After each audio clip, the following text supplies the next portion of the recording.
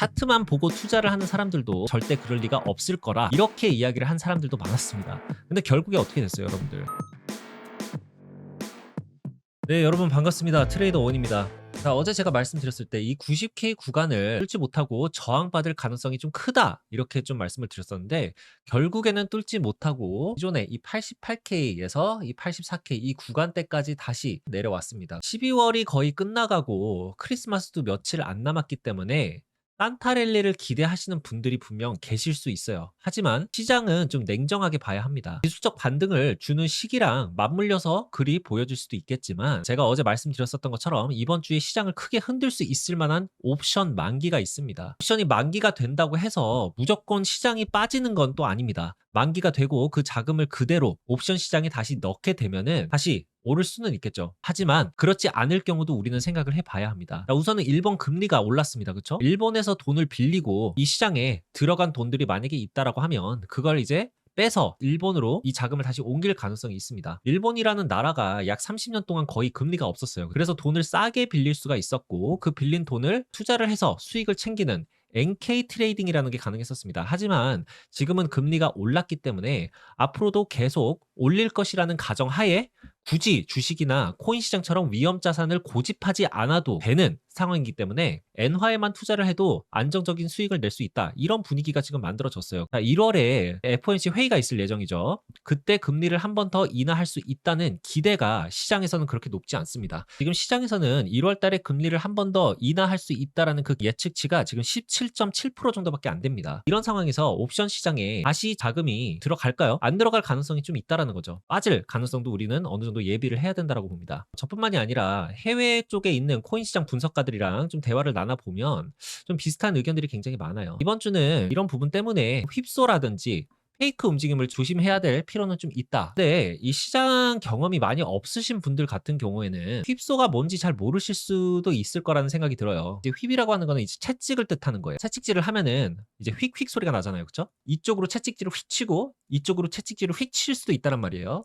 근데 여기 중간에 만약에 사람이 껴있다라고 하면은 중간에 서 있던 사람은 그냥 맞게 되는 겁니다. 그쵸? 그래서 트레이딩에서는 이 채찍으로 휙휙 거리는 게 순간 가격이 위로 올랐다가 순간 가격이 떨어졌다가 요런 거를 뜻하는 거고요. 중간에 서 있는 사람이 있다면은 이라고 얘기를 드렸는데, 이게 바로 개미 투자자들입니다, 여러분들. 휩소라는 것은 쉽게 얘기하면은 개미 털기인데, 그 부분에 대해서 우리가 좀 조심할 필요는 있겠다. 비트코인이 지금 요 구간대에서 횡보를 하고 있는 중인데 84K까지 리테스트를 하러 다시 빠질 가능성도 충분하게 있고요. 만약에 산타 랠리라는 그 기대감 때문에 수급이 좀 붙는다라고 하면은 90K 정도까지는 다시 리테스트를 할 수 있다라고 저는 지금 보고 있습니다. 그러니까 지금 휩소를 친다라고 하면은 90K에서 84K 사이로, 여기를 지금 못 들어준다라고 하면은 사실 88K에서 84K 요 사이로 휩소가 일어날 가능성이 굉장히 크겠죠. 비트코인 도미넌스 같은 경우도 보면은 이 구간대에서 지금 저항을 맞긴 했습니다. 비트코인도 횡보를 해주거나 오히려 빠지는 상황에서 비트코인 도미넌스가 같이 떨어져 준다라고 하면은 알트코인들 같은 경우에는 시장이 그렇게 나쁘지만은 않을 수가 있습니다. 금 같은 경우도 벌써 또 신고가를 찍은 상황이에요. 결국엔 뭐냐,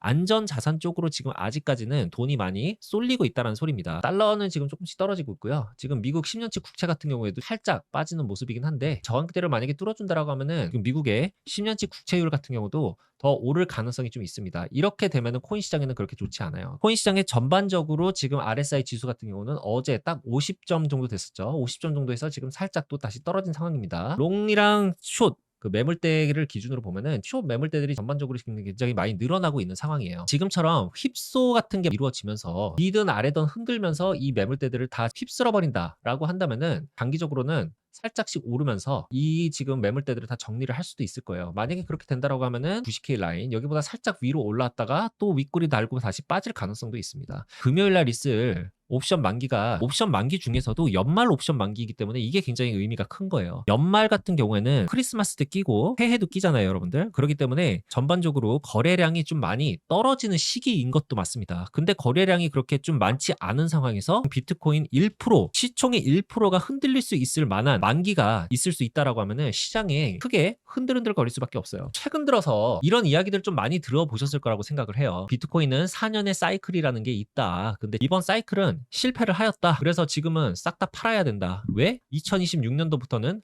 대폭락장이 올 것이기 때문이다. 자, 하지만 저는 개인적으로 이런 이야기들을 귀담아 듣지는 않아요. 고집이라고 생각하시는 분들도 물론 있겠지만, 자, 업비트 기준으로 작년에 리플이 500원대에서 600원 왔다 갔다 할 때 2025년도는 3,000원에서 5,000원 정도까지는 보고 있다라고 계속해서 지속적으로 말씀을 드렸었어요. 그때 저한테 절대 그럴 리가 없다고 대다수의 사람들이 이야기를 했었습니다. 말도 안 되는 소리 하지 말라며 막 부들부들 떠는 막 그런 사람들도 막 있었어요. 그게 말이 되냐? 리또속, 내가 경험이 얼마나 많은데 뭐 이딴 소리 하는 사람들이 굉장히 많았는데, 저는 이제 그 사람들한테 왜 내 말을 안 들어요? 이런 소리도 하지 않았고 그 사람들한테 고집을 피웠던 것도 아닙니다. 제가 생각했었던 그 관점 그대로를 그냥 전달을 해드렸었던 것뿐이에요. 차트만 보고 투자를 하는 사람들도 절대 그럴 리가 없을 거라 이렇게 이야기를 한 사람들도 많았습니다. 근데 결국에 어떻게 됐어요, 여러분들? 올해죠. 여기 보면은 거의 지금 5,000원 바로 조금 아래요. 5,000원 조금 아래요. 어찌됐건 이 5,000원 정도까지는 거의 찍었다라는 얘기인데, 지금은 좀 빠져서 2,800원대이긴 하지만 1,000원도 못 넘길 거라고 대부분이 저한테 이야기를 했었어요.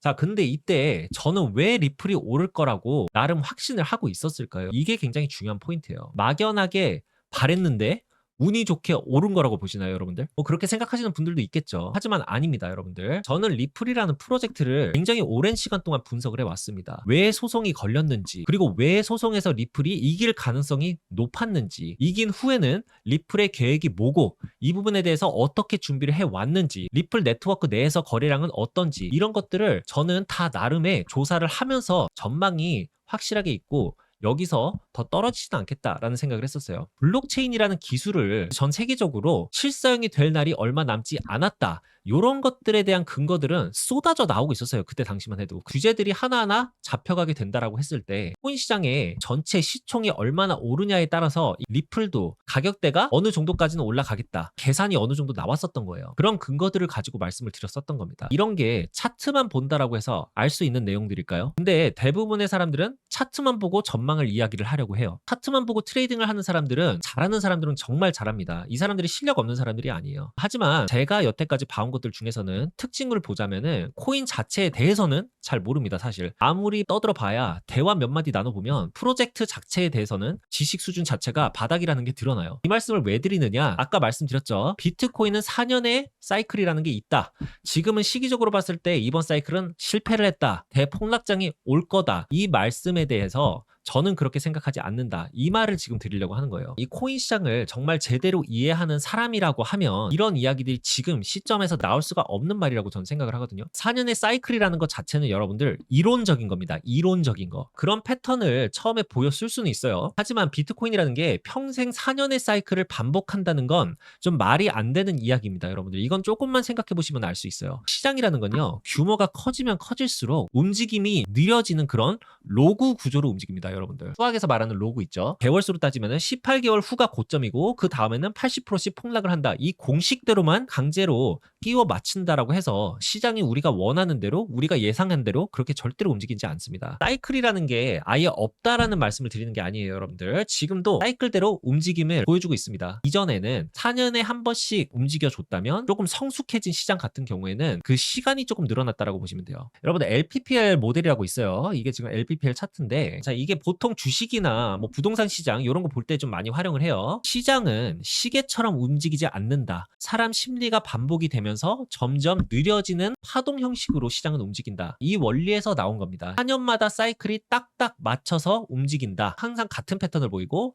같은 시기에 폭락을 하고 시간 간격도 똑같다. 요렇게 인식을 하는 사람들이 있다면 무슨 이제 공장에서 컨베이어 벨트 뭐 돌리는 것 마냥 평생 매번 똑같을 거라 생각을 하는 거예요. 이제 그런 사람들 같은 경우에는. 이 LPPL 요 원리대로 만약에 본다라고 하면은 사람 심리는 반복된다라는 게 그게 핵심 포인트라고 저는 이제 생각합니다. 보통 사람이 욕심으로 시작을 하고 그 다음번에 이제 공포라는 게 있겠죠. 이 공포 다음에는 뭐예요, 여러분들?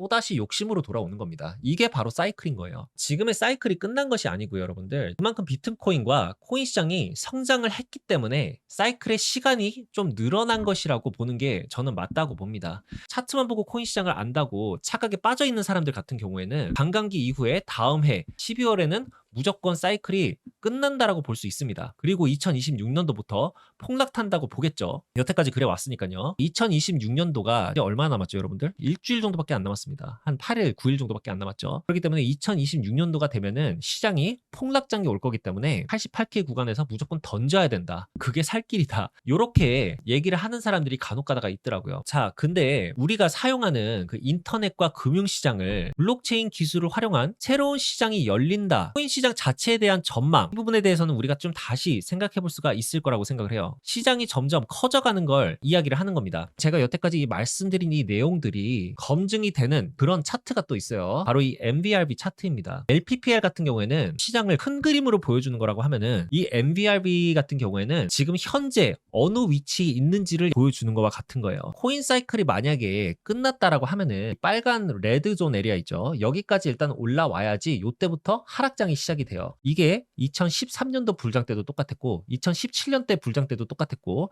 2021년도 불장 때도 딱 이 빨간색 레드존, 이 레드존이 바로 고점이었습니다. 근데 지금 2025년 6년이 됐는데 이 구간까지 도달을 했나요? 도달하지 않았습니다. 오히려 어디 있죠? 이 그린 에리아, 이 초록색 그린존이 지금 뭐냐면은 비트코인 시장의 완전 최저점을 보여주고 있는 거거든요. 사이클이 있다라고 하면은 이 사이클대로 움직여야 되는데 언제 사이클이 끝나죠? 일단 이 레드존까지 한번 찍고 올라와야지 그때부터 사이클이 끝난다라고 우리가 볼 수 있는 겁니다. 개미들 같은 경우는 이 시장에서 다 떨어져 나가고 있는 상황입니다. 우리가 공부를 한 사람들 같은 경우에는 지금 이 구간대니까 2026년도는 폭락장이 아니라 이 최저점 구간에서 우리가 들어갈 수 있는 절호의 찬스다. 돈을 버는 사람들은 떨어져 나가는 사람들일까요? 아니면은 지금 들어오는 사람들일까요? 코인 시장의 사이클은 무조건 4년이다. 이렇게 생각하는 투기꾼들 저는 좀 아니라고 보고 있고요. 비트코인은 이제 국가급 자산이 되었습니다, 여러분들. 그쵸? 그리고 주권급 자산으로 점점 바뀌는 중이에요. 지금 가격대에서 무조건 다 매도를 하고 시장을 떠나려고 하는 그런 건 리스크 관리가 아닙니다, 여러분들. 시장이 지금 우리한테 얘기해 주려고 하는 게 조만간 곧 슈퍼사이클이 시작될 거다. 조금만 기다려라. 바로 이겁니다.